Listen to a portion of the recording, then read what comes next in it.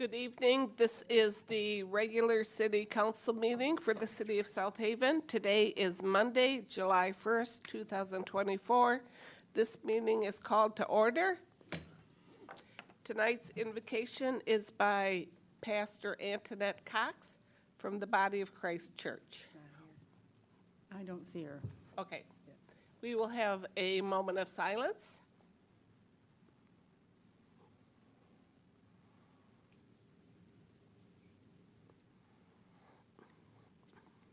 Next, please stand for the Pledge of Allegiance. I pledge allegiance to the flag of the United States of America and to the republic for which it stands, one nation, under God, indivisible, with liberty and justice for all. Megan, could we have a roll call, please? Of course.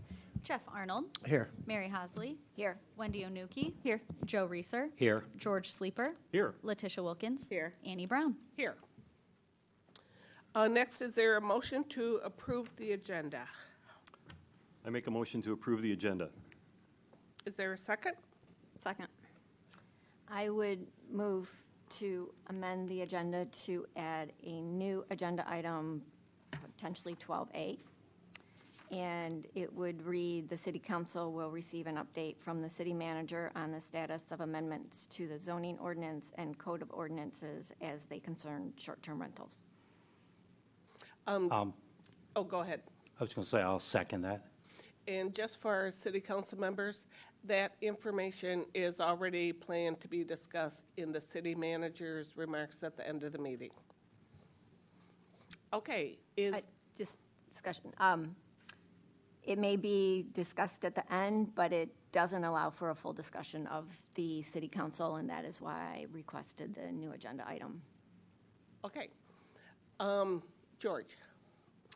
I don't understand why it wouldn't allow a full discussion on city council. We can discuss anything at any time, right? We can still discuss it during the city manager's comments.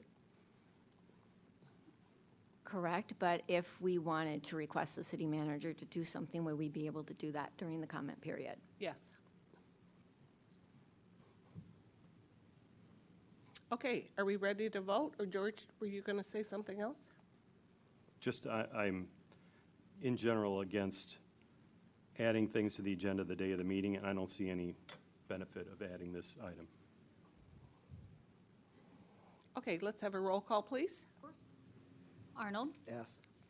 Hosley. Yes. Onuki. Yes. Reeser. Yes. Sleeper. No. Wilkins. Yes. And Brown. No. Motion carries. We will add that to 14B. 12B, ma'am. Madam Mayor. We're adding it to 14B. Moving on, The motion was to add 12A. you said perhaps, so I'm setting the agenda and I said 14B. Okay, time for community updates. Kate? Thank you, Mayor. As we all know, Griffin Graham is leaving the city of South Haven and is going to be the Granville City Manager here in the next week or two. And we really enjoyed Griffin's time here. He's been very impactful, very, very good work he's done with the city. He has been a key member of the team. And we have put together this proclamation, Mayor, that I think that you have signed. I know that his family is here. Did the mayor want to read this proclamation out for Griffin Graham, and then we can have him come up, get some handshakes, maybe take some pictures, and thank him for all of his work. And we're going to sorely miss him as he goes on to do big and great things in the city of Granville. Yes, we'll miss him so much. Yes, we will. So he's been dynamic. Okay, we have a proclamation to read. Whereas Griffin Graham has served the city of South Haven with dedication and distinction as Assistant City Manager, and Whereas during his tenure, he has demonstrated exceptional leadership, commitment to public service, and an unwavering dedication to the betterment of our community.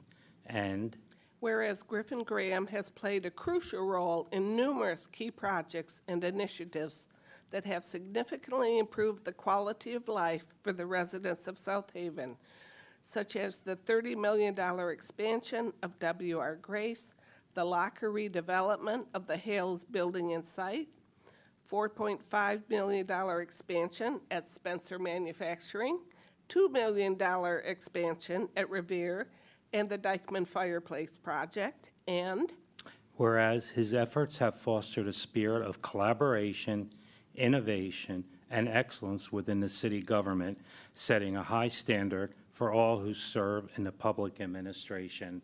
And whereas he will be leaving his position to take on a new and exciting role as city manager in the city of Granville, where he will undoubtedly continue to make significant contributions to the field of public administration, and whereas his departure is both a loss for our city and a tremendous gain for Granville, and he will be greatly missed by colleagues, community partners, and residents alike. now therefore I, Annie Brown, Mayor of the City of South Haven, on behalf of the City Council and the residents of the City of South Haven, do hereby extend our deepest gratitude to Griffin Graham for his dedicated service and exemplary contributions to our community. Be it further resolved that we wish Griffin Graham continued success and fulfillment in his new role as city manager for the city of Granville. We are confident that he will bring the same level of excellence and commitment to the city of Granville as he has to the city of South Haven.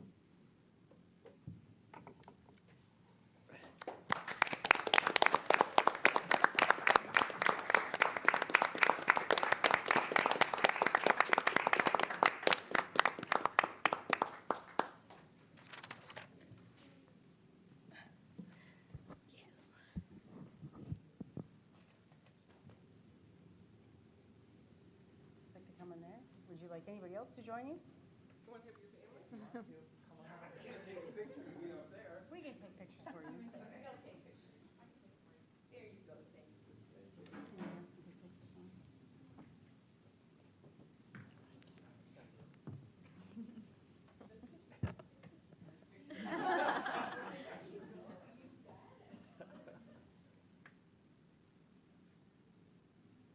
Jeff, can you move to the right? Or like your left, sorry. Here we go. Yeah, find a window. George. Here we go. 1, 2, 3. Let's see. I'll go this way. Oh. There we go. There we go. All right, there we go. Oh, one more. One more. Come on.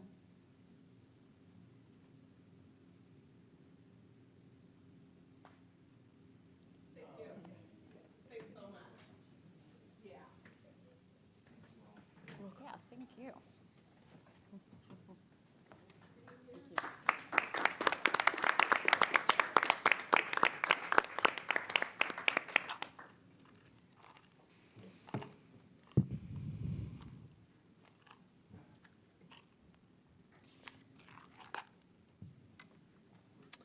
Annie? Can I say Yeah. one thing? Yeah. Don't have this prepared, Griffin, but in your position, many times you've been in handling issues that are very contentious, that a lot of people have differences of opinions, and it's not been easy, some of the comments and confrontations residents have had with you. But I think overall people in this town respect you and know you've always had our best interest.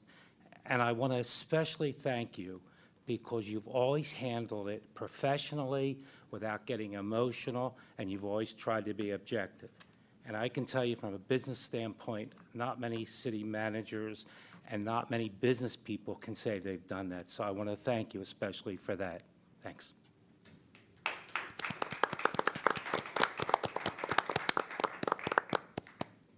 Any other comments? Wendy? I just wanted to thank you as well for your work for the past few years here. I've really enjoyed working with you, and when I read that part about, when it was read, collaboration, innovation, and excellence, I think that's such a great description for you. So you will be very missed here, and I just want to say thank you for everything that you've done. and I've known Griffin since he was 3, so I don't want to get too emotional, but you were really cut out to do this. So this is your forte, and you're so good at your job, and Granville is lucky to have you with all your skills in leadership and diplomacy, and just the background that you know is just depths of knowledge. So thank you so much. I look forward to coming up there and having lunch. Any other comments? Moving on. Public comment.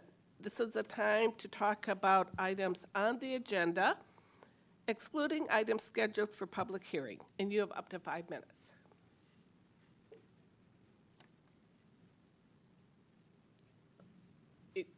Your item is on the agenda, so you can come up and speak.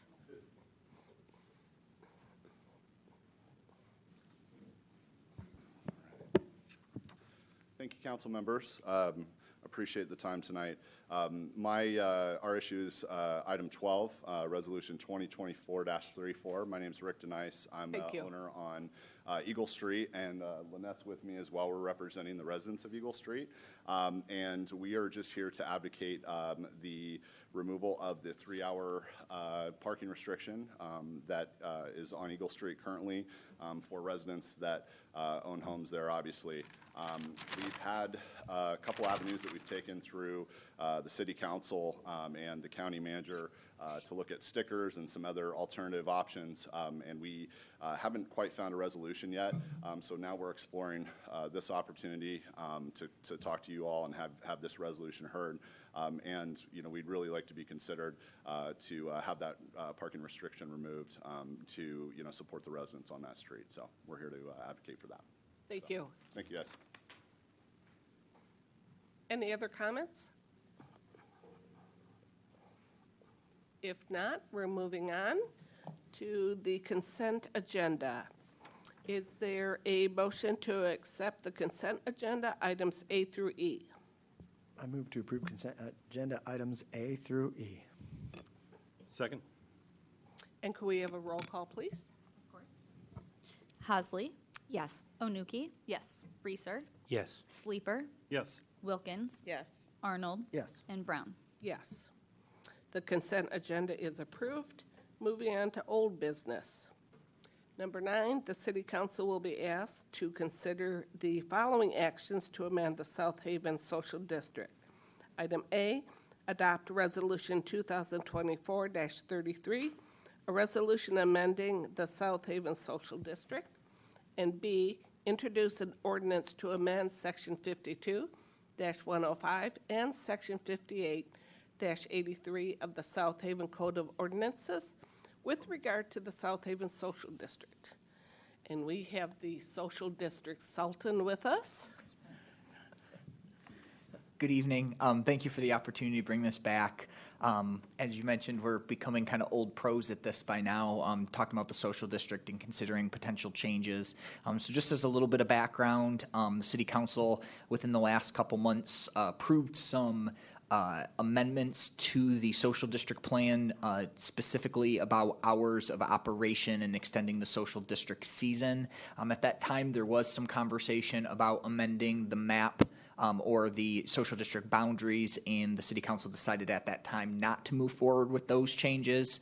The DDA discussed that in more detail and recommended that the City Council consider some specific changes that you all discussed at the last meeting and ultimately voted to move forward. So over the last couple weeks, staff prepared the formal resolution for your consideration that, should you all adopt tonight, would implement those changes. In that case, staff would submit those changes to the MLCC. If it's anything like the last changes, they'll get kind of blessed within a matter of days, and at that time we would work to start updating signage and maps and so on and so forth. So that's really the first thing for your consideration this evening.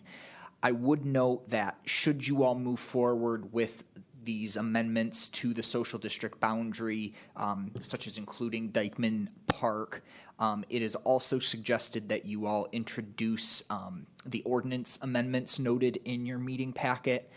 This would do some housekeeping cleanup items to make sure there's no contradiction with the operation of the social district and the code of ordinances in regard to allowing alcoholic beverages associated with the social district in certain public places such as Dykeman Park. I'm happy to answer any other questions, but otherwise, really what's before you first is just the formalized version of the conversation you all had a couple weeks ago about incorporating option 1, 2, 3, and 4 to the social district map. Is there a motion? I would move to approve Resolution 2024-33, a resolution amending the South Haven Social District. Second? Is there any discussion or questions? Okay, Wendy? I guess I'll say something. Yeah, I still feel torn on this because I don't know that it will be problematic, but I did kind of like our original approach, which was to just do it a little bit at a time and see how it goes. So I am a little bit conflicted on going forward with it, but yeah, that's all. I do appreciate that the city's trying to move forward and bring people into town and give them things to do. I just am not sure. I would prefer to have the little steps in between first, so I don't know that I can support it at this time. Okay, any other questions or comments? Mary? I echo the concerns from Councilwoman Onuki. I still am concerned about extending the social district into Dykeman Park, which is the only family park in our downtown area. I would like to have an alcohol-free park. I appreciate the access to bathrooms, but the bars who are participating should be able to allow patrons in to use their restrooms. And I'm concerned about the large area that's a parking lot with cars and people with alcohol walking through them. And so I'm just being more cautious in that respect. I do appreciate the need to have a more clear, defined boundary to assist with the participants, but I am concerned about extending it to a large parking lot and Dykeman Park, especially with some organizations having events in Dykeman Park and actually having a very small concentrated area for beer and wine tent, and am concerned that that may affect their fundraising ability with this extension. Also, I would ask for clarification regarding the stretch that was added between Phoenix and Center. So it was my understanding that it's just the sidewalk, but with the boundary being on the outside of the sidewalk, there's potential for people walking through the parking lots, and I was curious if we could add signs to avoid people going at least into the private parking lots that are adjacent to the public parking lot with the residents in those two areas on the two sides of that parking lot. What are the private parking spaces? There is one, I believe, with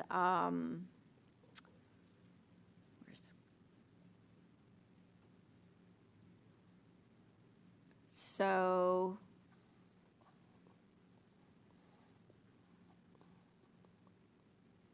oh, okay, I'm sorry, I confused the streets over. But are there private parking spaces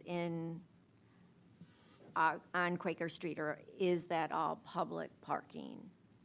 I believe that's all public parking.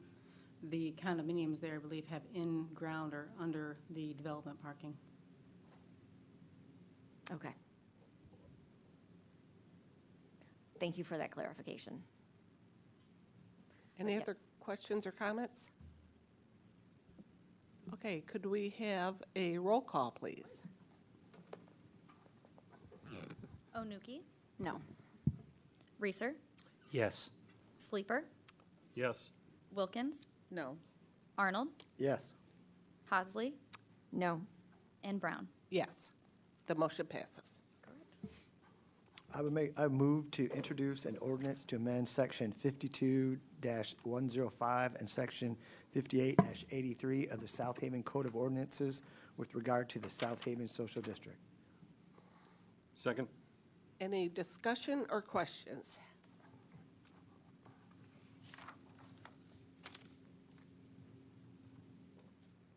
Okay. Could we have a roll call, please? Reeser, Yes. Sleeper, Yes. Wilkins, No. Arnold, Yes. Hasley, Yes. Onuki, Yes. and Brown. Yes. Motion Motion carries. passes. Thank you. Next, on to new business. Item 10, the city council will be asked to consider approval of special event application 2024-31, Low Light Music, to be held on Friday, July 19th, from 7 until 10 p.m. There will be a sound check to occur from 6 to 7 p.m. in Stanley Johnson Park. Is there a motion? Or Kate, you want to talk first? Sure, this is a new event, Mayor, and Zachary Johnson is being sponsored and working with Foundry Hall. He is here tonight, should anyone have questions, to have 3 bands play in Stanley Johnson Park on Friday, July 19th. This would be from, as you said, a sound check, and we offer to have a police officer come down, make sure the levels are where they need to be for any kind of event, and that should we get any complaints, we would ask them to turn that down. One clarification is that in just speaking with Mr. Johnson, or I'm sorry, Mr. Jackson, they are going to be using the city electric, so that I've made that amendment here in my special event form. But we've worked with the city staff to evaluate this special event like we do with any special event. So this will be located in Stanley Johnston Park for that Friday. It doesn't conflict with anything else in Stanley Johnston Park, because I believe everything, there's another event there on Saturday. And they're going to have 3 separate bands come in with short intermission, facing the speakers out towards the marina, and have a impromptu concert. Great. Mr. Jackson, would you like to speak? Hello. So I have been running sound with Foundry Hall since last summer. And then I also run sound for a little venue called the Clover Room up in Kalamazoo, which is like a little intimate listening space. And we get a wide range of jazz to rock stuff. And I just kind of wanted to replicate that here in town, just a little sort of intimate listening experience to inspire people in town to get more invested in music, and especially the youth of the town to invest themselves more in music, to just kind of kickstart the music scene here in town a little bit, because I go to college in Kalamazoo for audio, and the scene up there is just wonderful, and it's so much fun, and I kind of want to try and kickstart something like that here. It wouldn't be anything super big. This is kind of like an experiment with this first one, and based off this, then we would think about having more in summers to come, and it would just be like one or 2 concerts a month in the summer for as long as I'm still in Michigan. And it's just to kind of have cool bands from either in town, hopefully soon after this if it goes well, or from Kalamazoo or South Bend or just anywhere, kind of funnel them in and just have them play. And it's nonprofit, all the donations just go straight to the artists. It's not really as much of an event as it is about the music. Like, it's not as much about like, oh, we're having an event, we're putting this thing on. The event is more so an avenue for the music, if that makes sense. Which is why, and I'm super appreciative of the bands for coming out and doing this, because I made it clear to them, like, hey, we can't pay you guys, it would just be off donations, and they were all super happy to participate. I'd like to get to a point in the future maybe where we would be able to pay the musicians and still have it be open to the public for free. But we'll see how this first one goes, and if any of you have any questions, I'd be very happy to explain any details that you are curious about. Any questions? I just had one thing. Thank you for bringing more music to South Haven. I love that, and I'm excited for it. I just wanted to say that I do appreciate the attention to detail with the way you're setting up the music so that Yeah. it is not intrusive to residents kind of along the park. I think Yeah. that's really awesome that you're doing that. I picked that area sort of very specifically, actually, because the tree line in back of it, one, it's just a nice backdrop, but two, it's far enough away from the road where there wouldn't be backbleed onto the road from any bass frequencies, which is the main thing to be worried about there. And then all the residential areas on the west side are insulated by all the trees that go over that way, so there should be minimal sound bleed going to the west. And then everything that's shooting over the marina will be kind of, in goofy audio terms, decapitated. Going over that hill, the hill will provide a really nice insulator. So the main things that should be reaching town are just like a little bit of high frequencies and a little bit of bass, maybe, if that. I'm not really super worried about the bleed into town with that specific location. But I just wanted to pick something that wouldn't disturb the residential areas, but also provide a nice area for people to kind of, they can go on the hill and relax and watch the show. Just trying to find a balance between the two, because I know Stanley Johnston is a strange location historically to have musical events, apart from Pride, which we just had. And this is not going to be anything near the scale of what Pride was. Right. Any other questions? I do. Here. First, thank you, Zach, for speaking with me earlier today. Yeah, of course. I did talk with residents and businesses around Stanley Johnston Park, and also some that live a little further away. And they do hear the thump from the music. They did hear it this past weekend. Yeah. One suggestion was to have it at a different venue. I appreciate the intimacy that Stanley Johnston Park holds. As we discussed earlier today, the Dykeman Park provides more ample parking access for after the event for people to visit establishments that are still open. If it were to stay at Stanley Johnston Park, one frequent request was that the music ends at 9, so you would start an hour earlier. Going to 10 p.m. is a bit late, and by ending by 9, people can still walk to the beach to see the sunset. Removal of the equipment would be done by the natural time that the park closes. I do know that there was some noise as the event this past weekend was closing down. And so I think it would just be a little better for the residents if the music did not go past 9. And you and I spoke about the type of music, and you had indicated that this one was more low-key, Beatles, not a rock band, and you had indicated that it was less than this past weekend. And I think that and you also mentioned that if this went well, we may be having 1 to 2 concerts per month. And that's my concern, is that the residents, the routine practice or the routine use for this park has had events until this past weekend. The latest they went was 6 p.m. 10 p.m., like I said, seems late. Seemed to be according to most commentary that I got, was late. They would have preferred it to end at 9. And it is used less frequently, and I would want to ensure the integrity of the trees and compression from the weight and things like that, so for future events.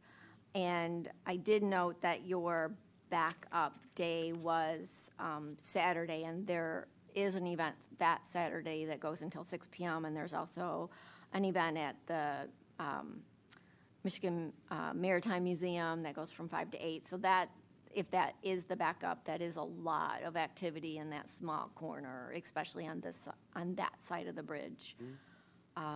So I would ask that you maybe consider a different backup if there has to be. And from comments I've heard, I would ask that if it does have to occur at Stanley Johnston Park because of the type of music and the ambiance that you're trying to create, that it would be that you would consider shifting it 1 hour up to end by 9 PM.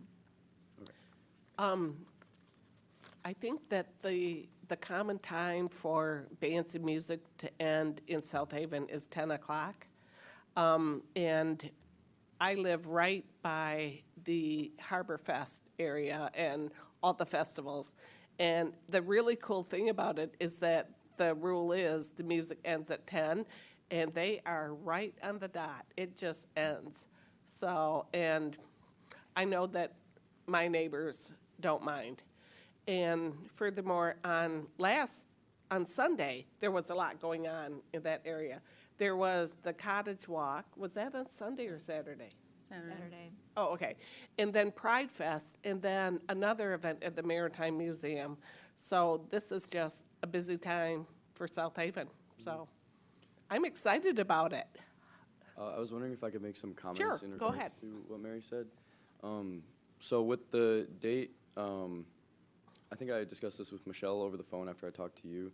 We decided that July 28th, I'm pretty sure it's a Sunday, would be a better backup date than just the day after, which would be the 20th. It'd be that next Sunday, I'm pretty sure. So there was that. I'm sorry if I didn't get that information around to you. And then in terms of the thumping that you mentioned with Pride, we were using some very, very large horn-loaded subwoofers that are nothing compared to what we would be using for low light. We wouldn't have any subwoofers at all at low light. We would just be running everything completely out of two normalized stereo PAs. And if there is a concern about thumping, I will, during sound check, while they're playing or while we have something else playing, I'm going to walk the property and see how everything sounds going through there. And if there is more thumping than is desired on the outside, I can go into the EQ on the mixer and cut that specific frequency down so that that thumping does not occur, and it'll kind of fold around the architecture of the surrounding area, if that makes sense. Because I'm very particular about how it sounds and not disturbing the residential areas around. We've had events in the past at the Southside Marina, and people are always, we're growing tired of amplified music, and so we've scaled it back over the years. But no one has spoke as knowledgeably as you have to us about how you can control it. So I'm pretty confident this is going to be a successful event. And Mary, because she's so very detail-oriented, she was thinking ahead, for future events and multiple, and we don't even know if we're going to get there yet. Yeah. So what we've always kind of done in the past is, if someone has a good idea, we'll give them a shot. And then if it goes successful and if you come back, well, then we can certainly drill down on a lot of those finer points. Yeah, no, But for so sure. far, this looks like a good application, and based Thank on you. what you're saying, it's going to be well-run. And I was thinking of like the Truth Skate Church had an amplified event on the South Beach, and they didn't have another one, but it went well, it went fine. And so I think this is what we're having here. We'll see how it goes. I think it's going to go well, and then we'll address future problems if they come up. Thank you, I appreciate that. I'm excited, like I said. So it's going to be another great event for the summer. Any other questions? Okay. Let's vote. Motion. Oh, sorry, thank you. Motion. Is there a motion to approve the special event? Application 2024-31. I'll make a motion to approve special event application 2024-31, the low-light music. Second? Could we have a roll call, please? Could we have further? Oh, further discussion. So I just want to respond to your comment, Mayor Brown, with regard to the timing. So the other events, as I had already said, at Stanley Johnson Park have always ended early. It was 6 p.m. or earlier at all previous events back to October 2021. And events at Harbor Fest, River Fest, those forums have been until 10 p.m. for many, many years. And so comparing those events that have a history of going till 10 p.m. with this event in a park that has a history of going to only 6 p.m. with residents immediately by it would be similar to putting this at Radcliffe Park for Ward 2 or Kids Corner for Ward 1. or Elkenberg Park for Ward 1? And would residents in those areas want things all of a sudden going until 10 p.m.? And that is why I had requested that it be moved up an hour to end at 9 p.m. And if it's going to go until 10 p.m., based on what I have heard from my constituents and stakeholders, I am not able to support it at this time. And did you talk to every voter in your ward? With the very short notice that I had, I spoke with as many voters as I could and with businesses. So there may be people who really are excited about this in your ward. As I said, with the very short notice that I had with it, with the very busy weekend, I spoke with as many as I could, and the resounding opinion was it would be nice to end by 9 p.m. They would be then cleaned up by 10 p.m. The 10 p.m. ending date is uncharacteristic for that park, and so that is why I'm not supporting the event that will go from 7 to 10 p.m. Okay. Roll call, please.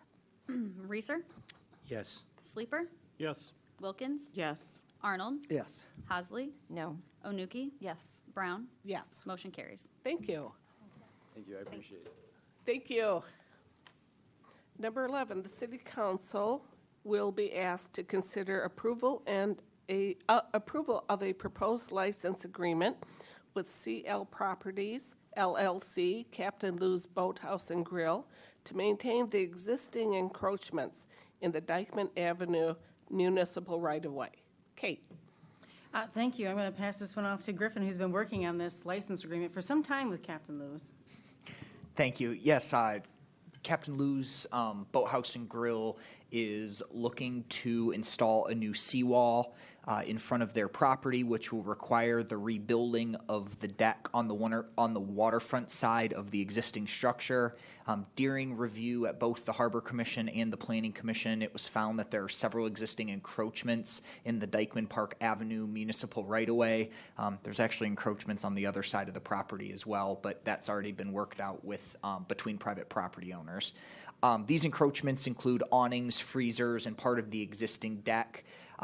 These encroachments, from as far as we can tell, have been there for many, many years. Again, just in my experience in town, they've been there almost my entire life. And Captain Lou's, as well as staff, is just looking to maintain the status quo due to site limitations. Both the Harbor Commission and Planning Commission were ultimately supportive of the application and approved the project plans, but there was a contingency added that Captain Lou's enter into a license agreement with the City of South Haven, addressing and formalizing and documenting, those encroachments like we have in many other situations. So I'll stop there. I'm happy to get into some of the details of the license agreement if you all please, but in general, I'll just add that, it was prepared by the city attorney. It's been vetted by the applicant and their attorney, and we feel like we have a license agreement that accomplishes our goals and gets this documented and will let their maintenance project move forward. So I'm happy to answer any questions. Questions for Griffin? And Griffin, you were, if I remember from Harbor Commission, they were just seeking to redo their deck out front and then realized there was a little encroachment with city property and their property. And then in digging into it, we realized there was a couple other things. And so this is just dotting the i's and crossing the t's to make everything legal. Yes, Yep. and thank you for that clarification. Captain Lou's is also exploring some potential other improvements to their property, but that project has not moved forward yet. It hasn't gone before any boards and commissions. At this time, what they're looking to do is repair a failing seawall. And to access that failing seawall, it requires them to remove the existing deck. So they're looking at repairing the seawall and replacing the existing deck in the same location, the same dimensions as it exists now. But yes, that does mean that it would be replacing part of a structure that for many, many years has encroached into municipal right-of-way. Yep, it was just like one corner of the deck was slightly over the harbor line, if Yes. I recall correct, yeah. Yes. Any other questions? Can I ask a question? Wendy? Do you know when they plan to do that work? I believe it's this fall. Okay. Off-season.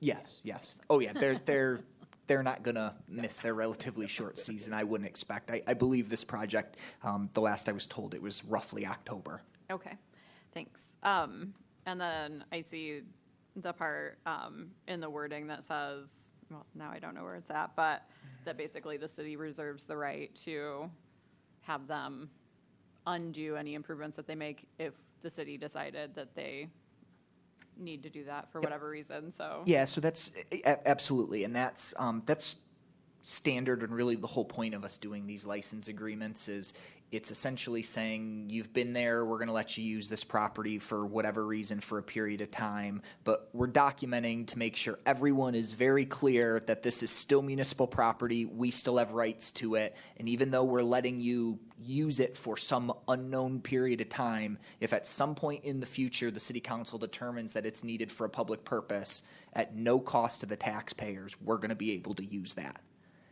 So we've been going back and forth and really can't see any reason we would need to access these specific areas. Again, the bridge is there. We're not really anticipating that that road getting widened at any point. So conceivably there could be some utility work or something like that at some point, but we don't anticipate that to be the case, and clearly hasn't really been an issue for the many years that establishment's been there. Great, thank you. Any other questions? Is there a motion? I move to approve the proposed license agreement with CL Properties LLC, doing business as Captain Lou's Boathouse and Grill, to maintain the existing encroachment in the Dykeman Avenue municipal right-of-way. Second. All in favor say yes. Yes. Opposed? The motion passes. Moving on, number 12, the city council will be asked to consider approval of resolution 2024-34, a resolution establishing locations where parking is permitted with restrictions. Kate. Thank you, Mayor. So we've had a number of Eagle Street residents who have asked to remove the 3-hour parking restriction on their small block of Eagle. And as we were looking at this and reviewing this with parking enforcement, we've had a number of traffic control orders that have been adopted since 2017 when we did our major resolution with parking with permits, with restricted permissions.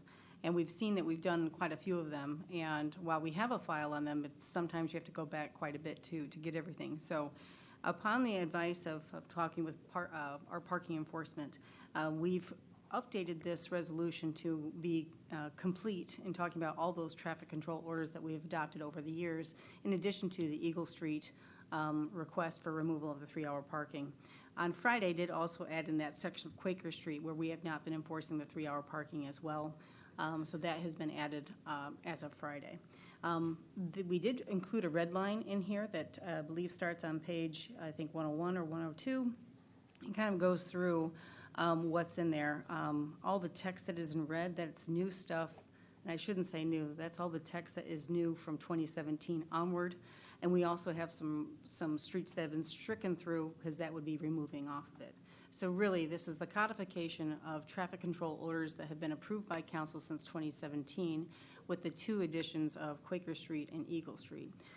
We did put a map in here that might be helpful. I think it's very helpful for maybe the downtown 3-hour parking, which really illuminates where that 3-hour parking will be. It's basically going to be parts of Kalamazoo Street, parts of William Street, but Center and Phoenix.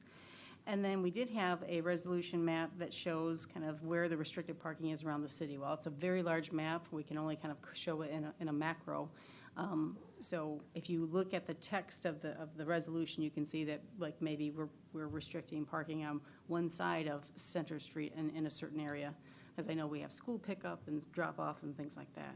So it's a pretty detailed resolution with lots of assistance with GIS and parking enforcement, as this has been about 7 or 8 years of traffic control orders that have been combined here. Okay. Any other questions, comments? Mary. I would just like to thank Kate for helping with the Eagle Street request. It's much appreciated. Thank you. my experience with the schools, and that this maybe is what, we have a contract, we're working with it, and then from time to time, you'll have memos of agreement or letters of agreement, and you tack those on the end. But at some point, you put it all back together, and that's what we're doing here. We had some Band-Aids, and now we're getting it all in one place to easily find it. That's correct. And Good. Sounds traffic good. control order is a pretty simple document that we could do a short-term fix without council having to approve anything. But if we're looking for a longer-term fix, council does have to approve those. And we've done a number of those since 2017. In fact, we were kind of surprised at how many we had. So we thought this would be a nice place to codify them all. So this is a one-stop shop to go in and look at this. And as you can see, since from Wednesday to Friday, we also further refined that because we had a few areas where we had the incorrect footage and also cleaned up some areas where the TCO was in place, but then it was replaced by one that was maybe a bit broader. So that's why you see so much strikeouts there. Okay. So on Eagle, it will make it free all-day parking from Indiana east to center? It'll be all-day parking from Indiana to Center. Got it. I believe that there's a 30-minute parking zone, but it's east of Kalamazoo. Okay. So if it's 30-minute parking, that is staying 30-minute parking? It is, but it's on the east side of Kalamazoo, so it's not even on that block Oh, anymore. got it. Yep, I see that. Thanks. Okay. Any other questions for Kate? I Wendy. just had one question. Yeah. This might be a basic question, but is there any concern that by taking away the parking limitations, that visitors to the downtown area will take those spots for an unlimited amount of time and then have not as much parking for residents? They could. I mean, there's nothing restricting parking, and if you live anywhere nearby, like a park or a beach, you're going to find the same thing. Fortunately, there is no parking sticker for residents to park on the street. The streets are owned by the entire city, so if I needed to park in front of my neighbor's house, I can do so. That is the risk you run, but I also know a number of the residents have been very adamant about needing the all-day parking for themselves or for them guests that come to stay, and really the 3-hour parking has been somewhat of a thorn in their side because they have to constantly be vigilant as to how long they've been parked out in front of a space. So this has been a request that I think I got a response in support of this by nearly every resident on Eagle Street, which is really good support. Awesome, that makes sense. Mary? And the Housing Commission, Yes. which is around the block, did not oppose it No, either, if anything, so- I'm sure that they have also said that they've run into not enough parking for their residents, so they were very supportive of this. So we really did try to.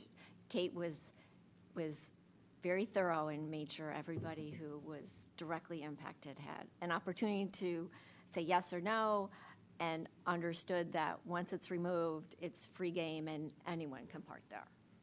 So thank you again. And she was Appreciate it. very prompt. Appreciate that. Okay. If there's nothing else, is there a motion? I would move to, sorry, I don't have my, It's number 12. yep, I've got it. I would move to approve Resolution 2024-34, a resolution establishing locations where parking is permitted with restrictions. Second? All in favor, say yes. Yes. Opposed? The motion passes. It is now time for public comment. Citizens in the audience will be heard on items not on the agenda, and you have up to 5 minutes. And if there are no comments, step right up.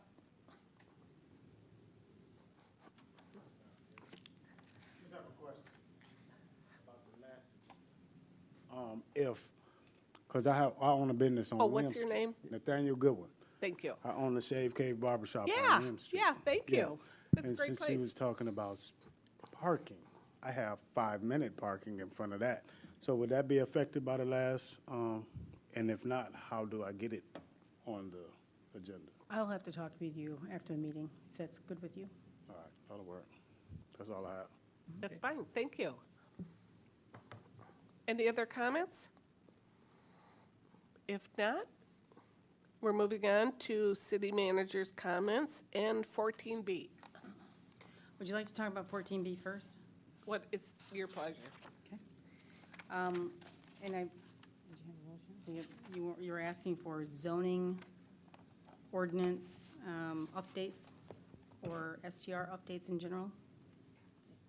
So the updates to the zoning ordinance and code of ordinance as they pertain to the short-term rental at the June 3rd meeting, Attorney Bloom had indicated he could not provide updates to the ordinance by the June 17th meeting. He had hoped he would be here today, but he is not.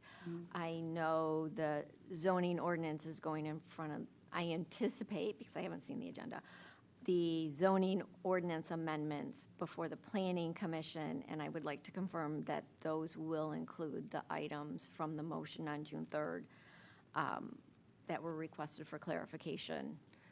And just so that we, because I'm looking at the timeline for the August 19th moratorium end, and as I look at this, if it goes to the Planning Commission and they do then set a public hearing, I would anticipate that would be at the August meeting. We would, if everything went okay, we would get it back at the August 3rd meeting. We cannot adopt it at the same meeting at which it's introduced, so that puts it at the second meeting. And I was just trying to see how things play out, and I would really like to have the code of ordinances close to finalized, if not finalized, at the time we're voting on the short-term rental zoning ordinance because of how interconnected they are. Right. I do know that my understanding is that the STR zoning amendments is going to the Planning Commission on the 11th for discussion. Attorney Cliff Bloom was not able to go to the PC meeting. Hopefully, there's not, many questions, but if they need to bring him back and set another meeting, that's, of course, within the Planning Commission's purview. And that's always the risk that you run when you're doing zoning amendments, is that they do have to, by law, be reviewed by the Planning Commission. The Planning Commission has the authority to set their public hearing when they're ready for it. We are hoping to get the Code of Ordinances STR amendments into City Council. I have Attorney Bloom coming to our July 15th meeting and anticipate having those documents, that amendment for the council to review. I would like to confirm that with, I know I have Cliff Bloom confirmed for the 15th, but it sounds like, Joe, you're not going to be able to make those either meeting. You're not going to be here for the 15th at 7 p.m.? Exactly. So I was hoping we could do it the same day we're going to do our priority meeting. Yeah. I don't have any confirmation from Cliff that he would be available on the 8th, because I know that's set up as a noon meeting, and I know we were going to talk about priorities. I wasn't anticipating going into discussion, like an in-depth discussion about short-term rentals. I kind of thought we would be talking about priorities in general, and I guess that's also where I was going to look for some guidance here as to what all you want to see at your priority workshop, because I know, Wendy, this kind of came out of your idea. So what is the council's idea for this workshop? Wendy? Well, only as one person, I can say what I had hoped is that we could just have a more free and open discussion about the priorities that we've chosen, and kind of find some, hopefully, common ground and how we anticipate things going, and even like working with Kate to maybe even have like a rough timeline for when things would get done. That's kind of what I was hoping from that meeting, but I don't know about everyone else. I agree with Wendy, but I do have a question. Will we be voting on anything on that day, on the 15th? I wasn't planning on it. I really was just planning on going just a over. workshop for us to maybe see what I've got going, or where I kind of see things going, and then getting your input on that and some timelines. I think it's very evident that we've got a very strict deadline with the short-term rental amendments, particularly the zoning ones. The zoning ones are the ones that affect the cap and the ratio, and in my mind, those are the ones that have to get done first. We talked about that with Cliff Bloom, about trying to triage this, because we're kind of asking for a lot and trying to get it done in a short amount of time. There may have to be an extension of the moratorium, and Cliff is, we think, aware of that. I mean, 8/19 is very quick. But again, we're working with the Planning Commission, and they're the ones who have to do this part of the review. That's state law. It's something they get to do. They may have to take a long time, they may not have to take a long time, but we're kind of at their mercy at this point with the zoning amendments. The code, the regulatory code, the balance of those does not have to go to the Planning Commission unless you all want to send it there. If you do, I mean, it's not gonna stop the zoning amendments, and that's something you all can decide to do, is to send that to them, or you can just decide that you're gonna make those changes amongst this board. Yes, ma'am. Well, I know I won't be able to make that meeting as well. On the 7/15, okay. But I wanted to know, will we be able to give you input? Absolutely. Okay. Absolutely. Are you talking about the 15th or the workshop? The 15th. Oh, okay. I'll be at the workshop. Well, I'll be honest with you, if Joe can't be there and Letitia can't be there, does the council still want to have a meeting with, Attorney Bloom, or do we just need to set it for a later date then? I would recommend an earlier date to see if he is at all available on the 8th. It appears everybody's available on the 8th, and this is intimately tied to our priorities. Yeah, so we would not be then having a priority workshop, we'd be having a short-term rental workshop. Is that what you're looking to do then? I can't speak for Cliff. I don't know if he's available, and I don't know if that time works out for him.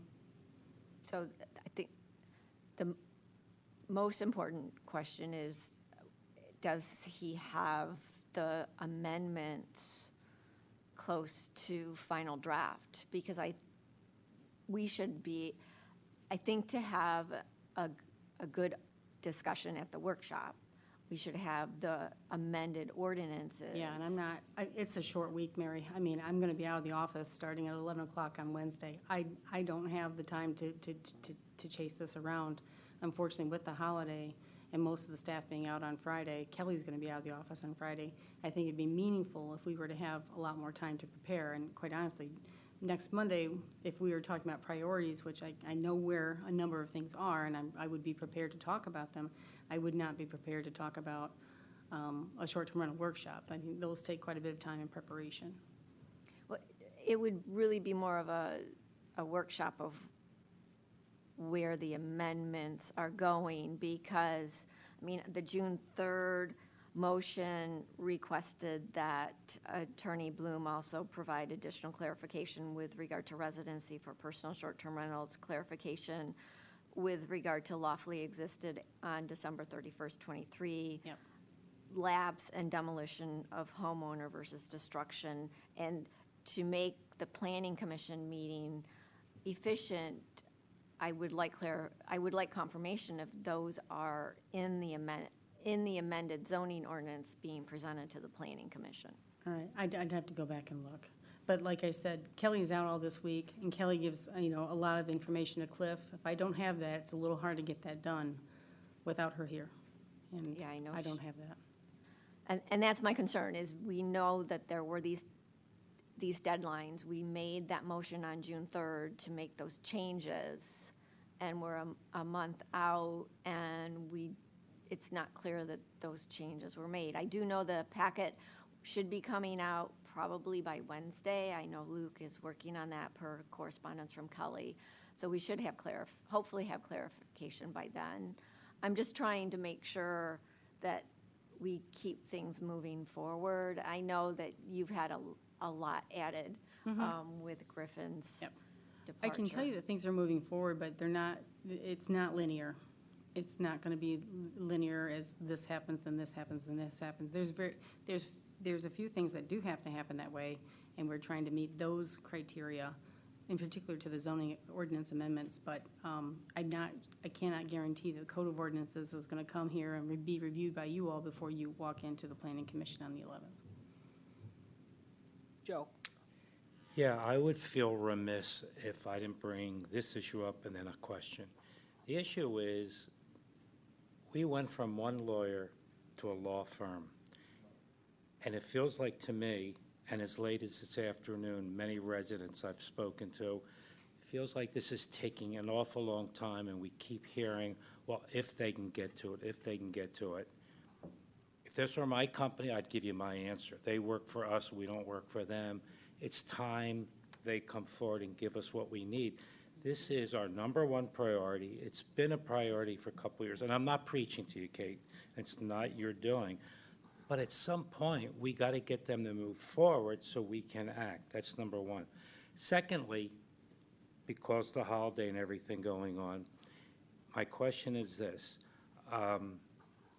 Can we extend the moratorium, not 6 months, but are we able to do it in an increment of 1 month if we wanted to? And how difficult is it to extend it 1 month? Well, I believe that's a very, very good question, and Cliff's going to be here on the 15th, and I think that we can actually ask him about that. I don't believe that you have to do a moratorium for 6 months. You can do it for a lesser amount of time. You just don't want it to run out and have to do it again. Does that make sense? Because if you extend it, you can always rescind it when you're ready. So is that a yes, we can extend it for 1 month if we had to? I believe you can, but again, I'm not the attorney, so I'm going to default to Cliff. So that's a legal question that has to go to an attorney to get, I would just think that would be a simple question, that somewhere we have that already on the books, but not, you're saying we don't? We do have an ordinance that allows for moratoriums to be granted for up to 6 months, so the answer is yes. So if it's up to 6 months, it could be in increments of a month. We could do it just for a month if we're forced to do that. I believe so, but I'm going to defer to Cliff. So if Cliff says no, then I'm going to go with Cliff's answer. Okay. Well, I would like to have that answer. Yeah. Okay. Any other questions? Well, I have a question. So what happens if we can't get an extension? And I wanted to know, if we do extend it, how does that affect, the status of the moratorium? Because people are really concerned about, you don't want to extend it, you don't want to do this. So I just wanted some clarification. Because, people are getting, nervous. They're feeling like we've prolonged this so long, we're dragging our feet, nothing has happened. We said we would know, we were supposed to know something by, I thought, July 8th. And now we're saying, we really don't know when now. July 8th was a priority setting, or priority workshop. I guess I never intended to have Cliff Bloom at that, because I thought council wanted to talk about your 3 priorities in general. So I guess that was a misunderstanding on my part. And so I guess I misunderstood that. I do know that Cliff has been very clear about the fact that we need to triage and get the zoning that has the cap and the ratio and the issuance of new short-term rentals, which is this council's desire, to the Planning Commission as soon as possible. And we've had a few back and forth on that language. And it looks like we still have more discussion on that. So what I'm saying to you is that there's a lot of movement that's happening, but maybe people aren't seeing it because they're not seeing what you all see.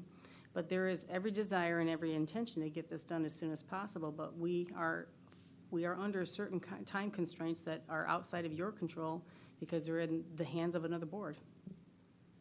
And so we're trying to get you these zoning amendments because that kind of stops the cap and the ratio. But the other things that don't have anything to do with the cap and the ratio are coming.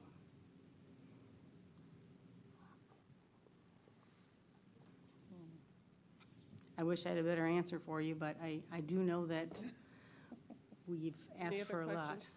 I just have one question. Is there any circumstance in which the Planning Commission could have a special meeting for something like this if it was going to be kind of close to the expiration of the moratorium?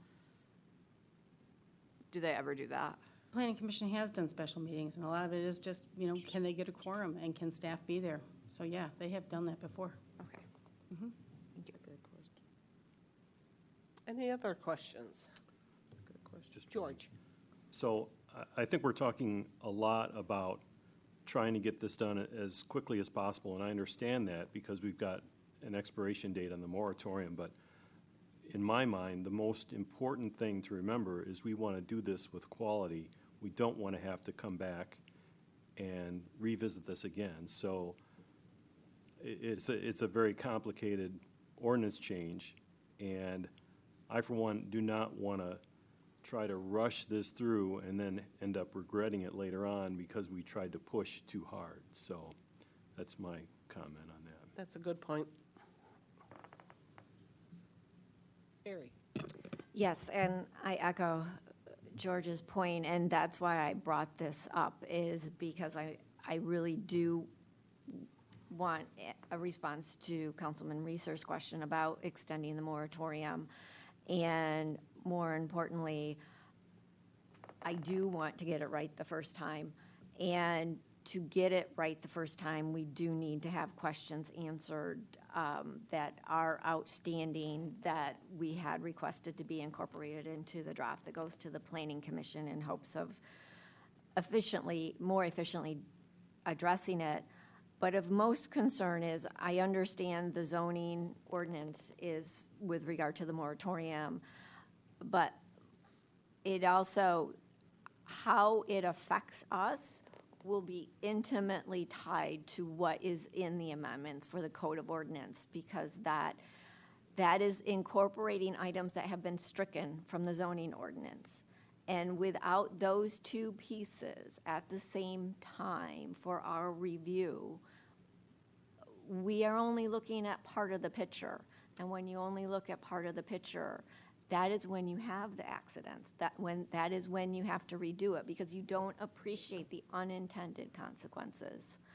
And so I would ask that I move to request the city manager to get a date by which the city attorney can provide amended Code of Ordinances and confirm if the material sent to Planning Commission includes the additions that were part of the motion on June 3rd. Okay, you're adding an action item at 8:09. No, I'm asking a request for what, I think, do we have a second? I don't know. No. This was not even on the agenda. No, I'm asking, it's no different than the question that Councilman Reeser asked, but it's being confirmed because at the June 3rd meeting, the way Attorney Bloom spoke, I expected to have him here talking about the Code of Ordinances, and he is not here. And we do not have a definitive time by when we should expect the Code of Ordinances. I did tell you that it's going to be 7:15. I told you that in an email, and I just told you all today, just now, actually. July 15th, Attorney Bloom will be here, 7 p.m. I did ask to see if he could come here at 5 o'clock for a special meeting. He is available, but some of you are not.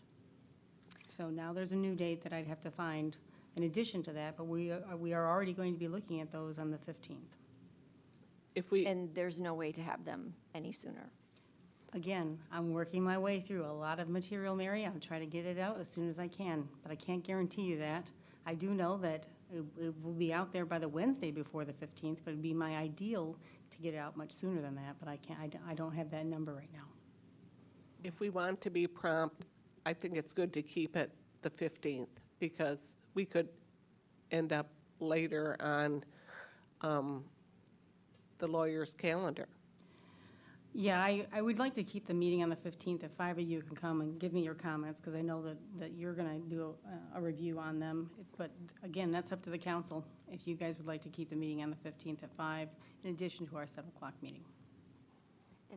And for clarification, so for that 15th, will you be looking for a vote on the 15th at City Council meeting? I think that's It depends on how complete it is as to what, if it's what you're looking for. I mean, we can always have an introduction. I just don't know if this is going to meet what you, if it meets what council's looking for. Well, I think this is just too important. When we already know that 2 people can't be here, there should not be a vote of any kind, because I just know that this is just too important for us to be voting on anything on July 15th when we already know that 2 people can't be here. So I think that, like you said, you're going to go and check and see if there's another day. And, I mean, can't we have a special meeting or do something earlier? I try to keep your days to the Mondays. I understand, but Well, I'll tell you what, I will find some kind of software, we can check out everyone's schedule. I think we've got, it was a doodle poll or something, and we can see where you guys all have time. But this could postpone progress. Well, I don't know, yes, possibly. I mean, really, we have the code of ordinances that are coming on the 15th. Mary also wants to know, I guess, what was the other part of what she said? That didn't get a second, so that didn't Right. go The anywhere. motion fails. Right, well, all right, so I know that Cliff will be here on the 15th at 7 PM. If it's just to discuss, that's fine, because I want to make sure we're getting forward progress. In the next 14 days, 2 of them are Saturdays and Sundays, and we've got legal holidays, so that really shortens us down to about 7 days. I'm not sure if you all have the time to meet in the next 7 days outside of Saturdays, Sundays, and the holidays. So that's where I'm at. so all I'm saying is that I'm hoping that there's no vote. Oh, no, I don't think that you're Okay. going, you guys are going to be ready to vote As on long as that. I can look at the material and review it and give you some input, I understand that. All I'm saying is I'm hoping that there is no type of vote on that. If this follows how we did with the zoning ordinances, I don't think it'll be ready to vote. Okay, If that's you've all, noticed, we've. that's all I'm asking. Yeah, that's what Kate was suggesting. It would have to be absolutely perfect, that we all would agree during that closed session to get it that night, and we don't foresee that being. Okay. Joe? And just, I could tell you later, but I'll tell you now, I am available the 8th, 9th, and 10th. So that's one of the days we are going to have the priority training. Since Right. we were all going to be there, I just want to make it known. So the issue is, can a lawyer be there? So I don't want to look like 2 council persons or making it all difficult. We've been waiting for the lawyer, too, for months. So this is a give and take between 2, what the lawyer can do and what the council can do. I'm available all this week, all next week. As I am. And there are going to be times when there are city council members who are absent, and we will need to vote. So as long as we have a quorum.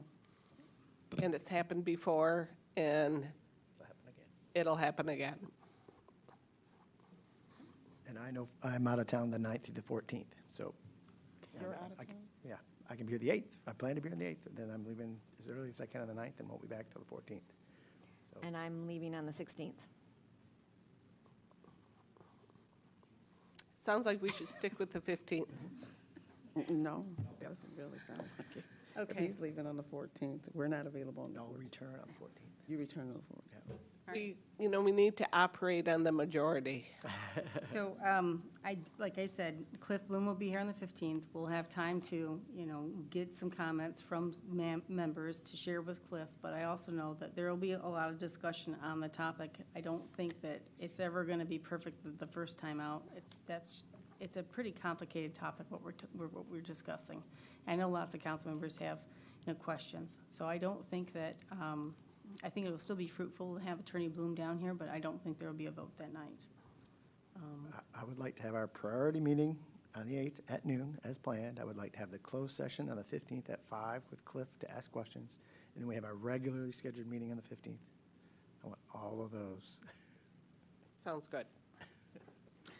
Well, sounds good to them, but Okay? Because I believe I have 5 people who can attend a special meeting at 5. Is that correct? The only ones who can't Yes. make it are Letitia and Joe? But I would like to have the question asked of the lawyer for the 8th. Oh, absolutely. Because I Absolutely. Yeah, think yeah, we could all be there, because we've already agreed to the 8th. So that would be one date that we could have. What is the question you want answered on the 8th? So have the attorney, instead of the 15th, be at our meeting on the 8th, because the 8th, we know everyone's available, because we already have the meeting for priorities, so we could switch it to short-term rental and have the lawyer there then. Not saying he can do it, but you can ask. So it's not just on us, we can ask him if he can be flexible and be there the 8th. I wouldn't necessarily meeting. want to change it from priorities, because I feel like there are other important things to talk about, like housing, water safety, and lifeguards.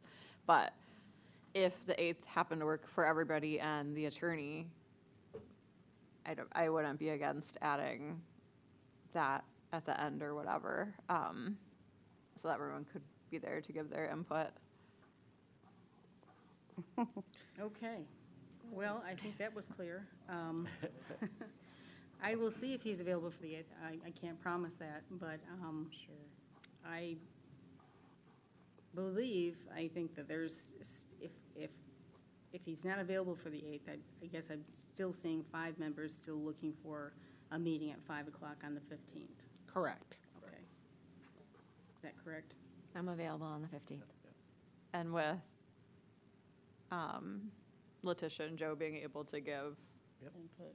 Yes. input prior to that, and I would not be comfortable with voting on that Yeah, at like the I said, meeting. I don't think there's Okay. any way it'll be ready for a vote at that point. Okay, so does that answer everything you were looking for, Mary? Yes. Okay, let me run into some of my other updates. One, want to congratulate Griffin one more time. It was his last public meeting with the city. His wonderful work that he's done here. We're definitely missing.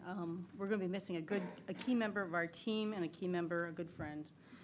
I also wanted to thank some of our guests tonight. In the back of the row, you're going to see the UNC students. These are a host of students that we've been. A group of students that we've been hosting. And who have been looking to recreation for us. If you remember, this is our second group of students. They've been meeting with stakeholders in the community, learning about recreation. They've been meeting with SHARA members and others. And it looks like that they are going to be ready to give a presentation on their findings Wednesday, July 10th at 4 p.m. here in this room, Council Chambers. We'll put that up on the website and particularly the calendar, the meeting calendar. I did want to give a shout out to Tyler Wilson. He is our marina manager. Queens Cup was this weekend, which is around 100 boats coming in from Milwaukee that raced all night, Friday to Saturday night. I got to tell you, I was very impressed with Tyler's work. He did an excellent job coordinating with the many volunteers and the planners with the yacht club. It was a phenomenal event. We're happy to host Queens Cup. We haven't had it in here in the harbor since 2017. So kudos to Tyler Wilson. Kudos to the South Haven Yacht Club staff. They did a great job. Like I said, July 15th, we're bringing STR ordinances to amendments to the City Council. Attorney Cliff Bloom will be here at our meeting. We also have our priority review meeting at next Monday, July 8th at noon here in this room. I hope to have an agenda out by Wednesday before I leave for just general fireworks management. And we'll see where things are going with that. I did want to also do a shout out to city staff. Last Tuesday, we had a pretty significant storm that rolled through the area. We did have a few power outages, but we did have staff out there pretty soon after the lightning was out of the area to get the outages back on. I know we had a lot of water that came down that day, so I think I shared a picture in my blog about the amount of water that was kind of in our wastewater project, so that was pretty significant. I wanted to thank the staff on just their very quick and diligent response to that. That was very well done. We also have some changes coming to the police department. I think, as you know, we are going to be starting a police chief search around August. But we also are going to be looking for 2 additional patrol officers. We've had 2 sergeants, for family reasons, decide to go ahead and retire. So this month we've already got 1 sergeant down, and we're looking for another one to be gone at the end of the month. So we are looking for more police officers. If you know of any, we've got some job openings on our website. So with that, those are my comments. Thank you. Thank you. Letitia. First off, I want to say thank you to everyone who came out tonight, and welcome to the students. Did you say UN? Yep, University of North Carolina. Yeah, I think I saw them walking around town. I was like, who are they? But welcome.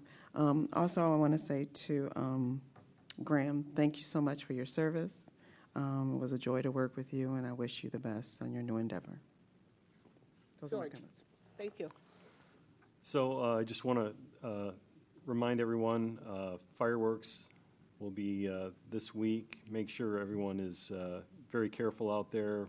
If you're doing your own fireworks, if you're watching someone else's fireworks, watch out for the traffic, watch out for the extra people in town. I also want to thank Griffin for his work. I've learned a lot from him, and that's pretty special. I also have watched Griffin grow up.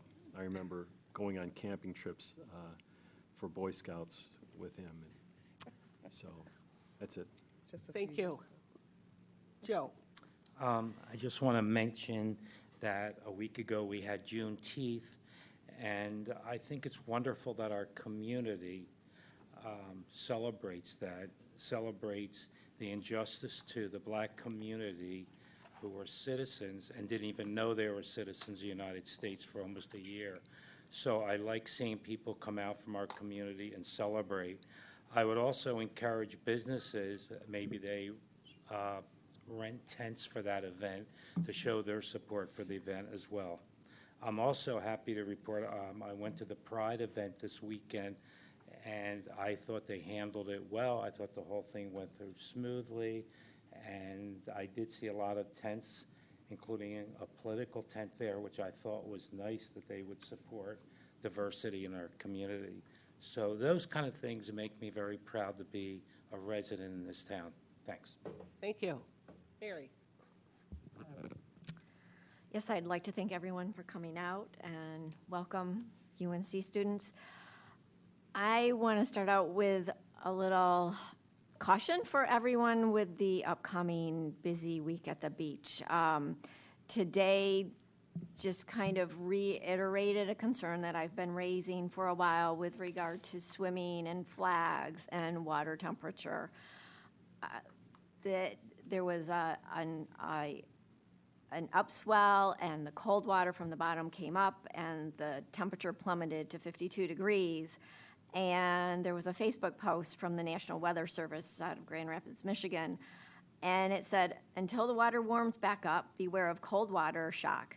Don't dive into the water. Your body may involuntarily inhale, and hypothermia occurs after just 1 hour." I love to have people come and enjoy our wonderful Lake Michigan. I just caution everyone to be aware of its dangers also. And cold water can cause great hazards. We also have, I want to thank the Van Buren County Marine Deputy, who was, thank goodness, nearby in Black River on Friday when the teenagers floated out in an inflatable pool raft from the wind, and they saved the teenagers as that toy was taking on water. It's like the moons and stars were aligned. We were very, very fortunate to have them in the Black River at that time. And I want to thank Heather Johnson from SHAPE, South Haven Ambassadors Program in Education, and Cam Dwardy. They've agreed to help work on some messaging with regard to with regard to another poster that's been in circulation since 2020, just to help people appreciate green flags and what that involves. And I look forward to some revisions. I also want to acknowledge and share thoughts and prayers for the families involved with the horrific crash on Friday, and thank Shays and the South Haven Police Department for their efforts. I know the community is rallying around those injured, especially Alexis. There is a fundraiser dinner for her at the high school on Friday, starting at 5 p.m. until sold out, and my prayers and thoughts go out to all involved, and especially Alexis. And just reiterate the festivities. So our fireworks are on July 3rd. I'm so glad that we have Chief Thompson this year for her never-ending diligence to keep our community safe and everything that goes into that. Just reiterate what people have been saying, keep your pets inside. the slightest thing can spook them, and their adrenaline can take them over fences that they couldn't jump before. And just be mindful of the fireworks they're shooting off. Luckily, we've had a lot of rain, so there's not a drought, but be mindful of neighbors and those with sensitivity to sound, especially our veterans, and dangers to property and wildlife. And most importantly, Griffin, good luck in your new endeavors. We will miss you terribly. Wendy? I would also like to say thank you one more time to Griffin and wish you all the best in Granville. I'm sure you'll do amazing things there and look forward to reading and hearing about them. It's been a really great pleasure to work with you. And then Joe kind of covered this too, but I thought it was really awesome that in June we had a big Juneteenth celebration, which we've had here for a few years, and then the Pride Festival too, I think. Having South Haven be an inclusive community and kind of be able to celebrate people together is a wonderful thing. And it just adds to our many attributes of our small town. And I think that's it for me. Thank you. Jeff? Yeah, a lot was going on over the weekend, and my wife and I were able to attend the Pride Fest, and it was a lot of fun, and was very impressed. Our own city clerk, Megan, was there, signing up voters. As a social studies teacher, I'm always happy to see people getting signed up to vote, and if there's a crowd, Megan's going to try and sign them up to vote. So that's why she does such a good job. And then went from there over to the Queen's Cup, and got over there about the time to see the awards. In the Queen's Cup, they take off 3:30 in the afternoon, our time, and they sail all night, and they're supposed to get here early in the morning, but there wasn't any wind. And so they were out in the middle of the lake for quite a long time, so by the time they got here, they'd been up, or by the time I got to see them, these sailors, they'd been up for over 24 hours, and I thought zombies didn't exist. They do. I saw them wandering on the piers at the yacht club over the weekend, but it looked like they had a good turnout, and it was happy to see all those boats in our marina. Next up, Griffin. I thought I knew Griffin for a long time, having had him as a student and having mentored him in Model UN, and kind of like here, he was probably smarter than me at Model United Nations at Hope than as he is smarter than me at doing these city things. And knowing him not as well as everyone else, as it turns out, I'm sure he hates all this attention and would rather just stand on the great work that he did. And he has a lot of great work to stand on and be proud of that he's done for this city. And Granville's very lucky to have him, and a huge loss for us. Finally, just wanted to wish everyone a happy 4th of July, happy Independence Day. Go out and have fun, enjoy your family. Thank you. This was, I think, one of the busiest weekends in South Haven for our summer. So I want to thank our city staff for handling all the work during this weekend. They did a lot of work, and everything seemed to run so smoothly. I want to thank Trent Morgan for a phenomenal first Pride Fest, and thank you to the city council members who came. And thank you to everybody else for making it a great weekend. Thank you. And if there's no further business, we're adjourned.